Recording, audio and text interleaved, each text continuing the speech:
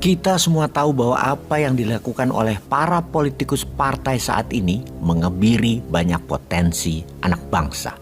Mereka buat aturan berdasarkan kepentingan golongan mereka. Seperti misalnya threshold 20% di parlemen dalam pencalonan presiden. Sudah gitu, setiap partai tidak ada konvensi penyeleksian kader secara terbuka. Di dalam pemilihan calon presiden dari partai, entah bagaimana caranya mereka mengukur calon tadi atau menakarnya, sehingga dalam satu partai saja hanya ada satu calon yang tidak diadu secara terbuka agar masyarakat ikut terinformasikan. Dengan sistem yang politikus partai lakukan sekarang, maka anggota partai menjadi berkuasa terlalu absolut di sistem bernegara Indonesia saat ini. Kekuasaan absolut itu berbahaya, bisa membawa ke arah kerusakan parah bernegaranya. Failed state, negara gagal. Lingkaran kekuasaan ada di kalangan elit partai, di kalangan elit pemerintah. Keduanya, elit partai dan elit pejabat pemerintah adalah penguasa, dan elit pengusaha. Pengusaha sebagai bohir, sebagai sponsor, sebagai pengambil keuntungan pada saat nanti kebijakan dibuat untuk menguntungkan para bohir. Sesungguhnya ini adalah sistem yang tidak adil, tidak demokrasi, memenjara potensi, dan bisa menghancurkan sendi-sendi bernegara. Negara sekarang ke arah disintegrasi, keterpisahan yang sangat parah. Juga ketidakberfungsian sistem keadilan, baik keadilan sosial maupun keadilan ekonomi. Suara-suara berbeda yang lain tidak bisa terdengar. Maka sebaiknya kalau bupati, kalau gubernur, wali kota bisa calon independen, mengapa tidak bisa calon independen menjadi calon presiden?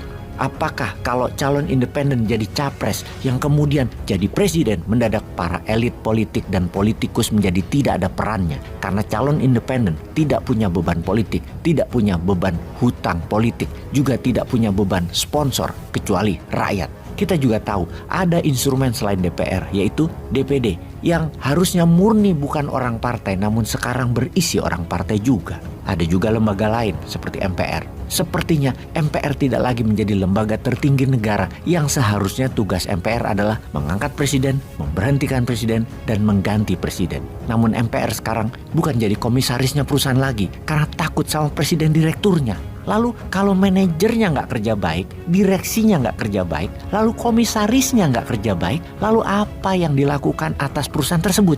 Yang dilakukan adalah pemegang sahamnya yang bertindak. Rakyat adalah pemegang saham negara Indonesia ini. Inilah masa di mana rakyat harus memberhentikan komisaris yang tidak menjalankan tugasnya. Rakyat memperingati direksi dan manajemen perusahaan. Kalau perlu diganti semua dengan RUPSLB, Rapat Umum Pemegang Saham Luar Biasa. Atau kalau negara namanya Sidang Istimewa. Sebelum ke sana, maka ada baiknya MK membuka peran calon independen untuk capres. Kalau tidak, negara ini cacat hukum negaranya yang cacat. Bersama kegelisahan itu, sebaiknya kita rakyat mencoba satu alternatif, yaitu buka jalur independen. Sekarang kita ke sebuah lembaga pergerakan. MPRD RI adalah Majelis Rakyat Desa, menggabungkan semua elemen kekuatan desa yang berjumlah lebih dari 86.000 desa yang terwakili dalam organisasi. Kegelisahan rakyat desa melihat situasi dan kondisi bernegara bangsa Indonesia saat ini yang tidak mempunyai grand design arah pembangunan yang jelas, terutama desa. Seperti pada garis besar haluan negara atau GBHN yang berkelanjutan untuk tahap 5 tahun, 10 tahun, dan 25 tahun. Kegelisahan akses politik yang buntu